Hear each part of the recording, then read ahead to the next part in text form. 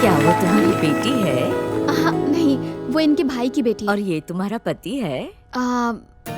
कितने बच्चे हैं तुम्हारे?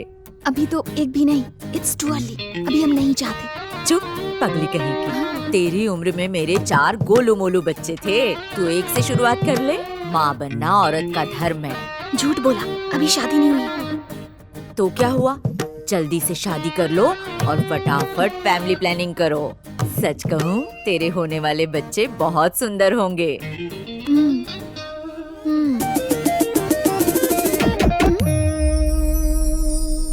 बाय चाचू। बाय। एक पैरा कमांडो सही निशाना लगाने से कभी नहीं चूकता। वो तुम्हें मार सकता था, मगर उसने ऐसा नहीं किया।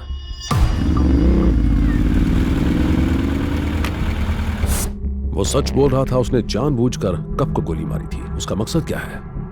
आखिर वो हमसे चाहता क्या है? क्यों कर रहा है ये सब? क्या उसके साथ इसमें कोई और भी है? और is he trying for some evidence?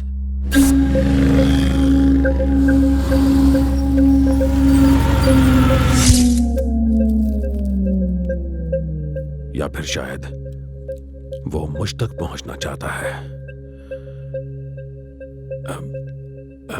Kabir को फोन करो। कोई खबर?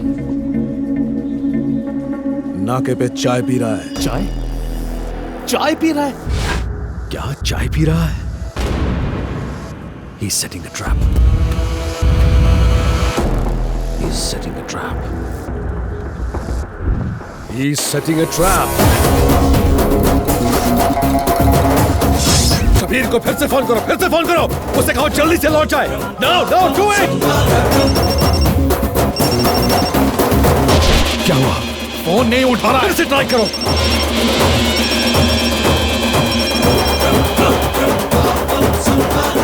फिर से करो, ट्राई अगेन।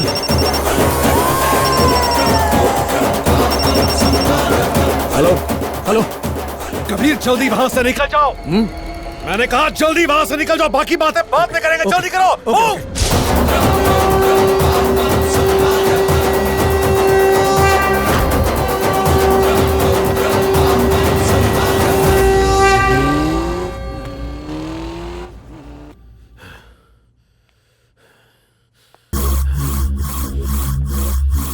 हमारे साथ पंगा लिया है उसने। हमारे दिमाग के साथ खेल रहा है। छोड़ूंगा नहीं।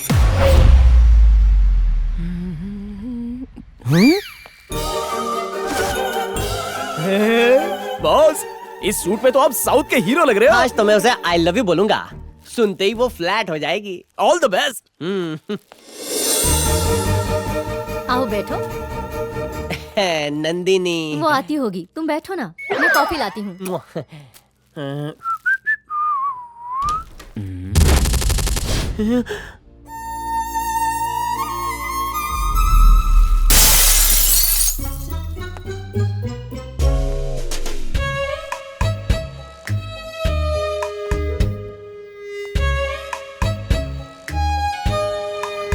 बॉस, रुक जाओ बॉस।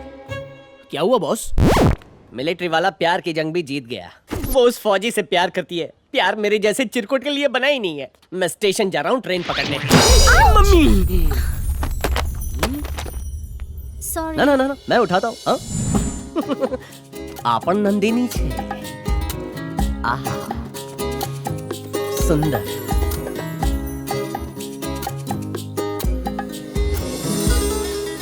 तुम्हारा नाम नंदिनी है। और तुम्हारा? राज। हंसी मतलब फंसी।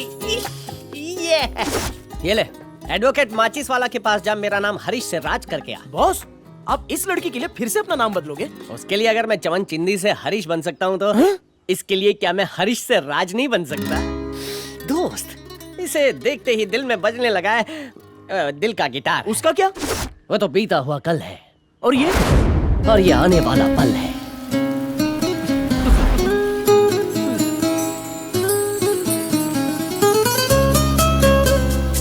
अबे थी तू मारी बकुड़ी। अब इन्हें कौन समझाए कि ये शक्ल से चमन चिंदी लगते हैं।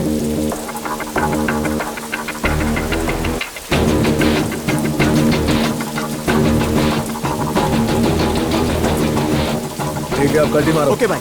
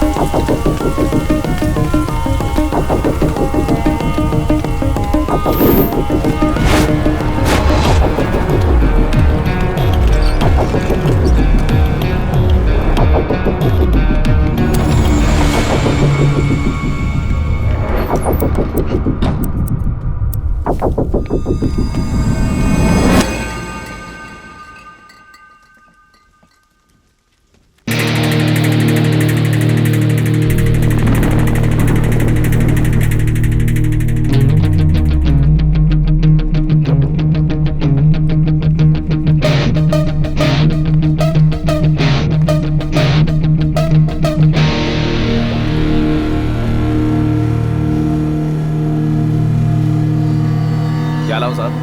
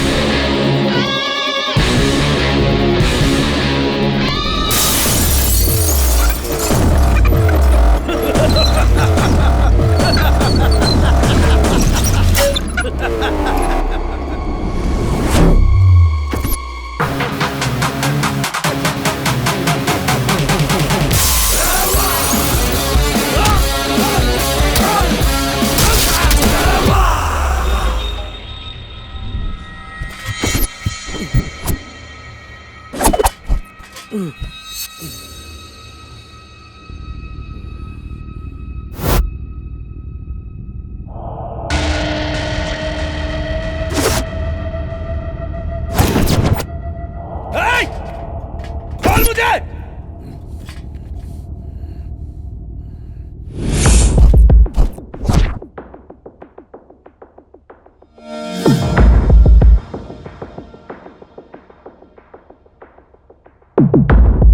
तू बहुत बड़ी गलती कर रहा है।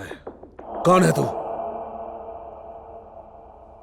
तू जानता है कि मैं कौन हूं और यह भी जानता है कि मुझे क्या चाहिए। तू मुझे धमकी दे रहा है? क्या कर लेगा?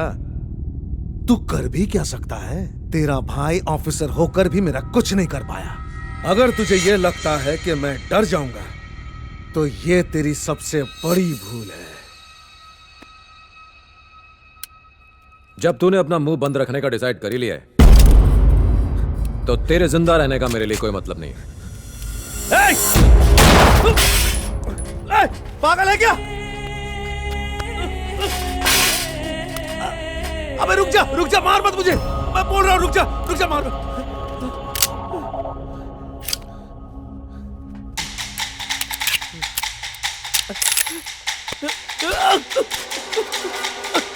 मम्मी!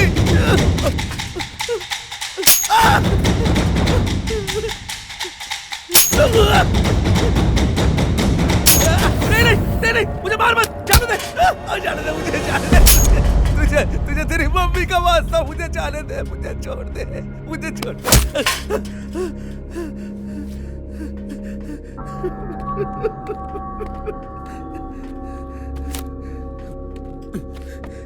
ये सब की शुरुआत जेनेरिक मेडिसिन से हुई।